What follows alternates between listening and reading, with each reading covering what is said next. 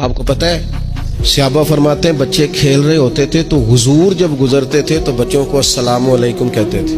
نبی پاک بچوں کو سلام کرتے.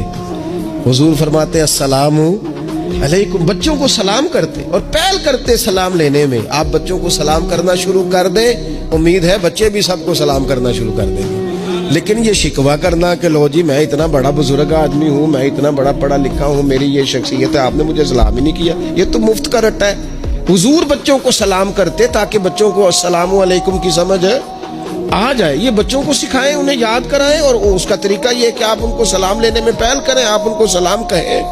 ہاں، سکھانے کے لیے آپ ان سے مطالبہ کر سکتے ہیں کہ یار میں نے سلام کہا ہے، تمہیں جواب دینا چاہیے تھا، ہم نے کیوں نہیں دیا، تاکہ ان کو سمجھ آ جائے کہ یہ السلام علیکم اور وعلیکم السلام یہ ایک سنت ہے. پھر اللہ کے پیارے رسول صلی اللہ تعالی علیہ وسلم بچوں کو چھوٹی چھوٹی چیزوں کے آداب سکھاتے.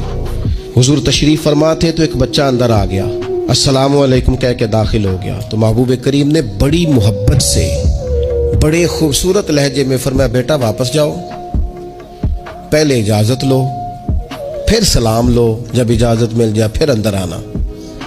اس لہجے میں اتنی خوبصورتی تھی کہ اس بچے کے دل کی گہرائی تک میں سمجھتا ہوں بات اتر گئی ہوگی. وہ واپس گئے، انہوں نے جا کے اجازت مانگی، اجازت ملی اور سلام لے کے وہ دروازے رسول پہ حاضر ہو گئے.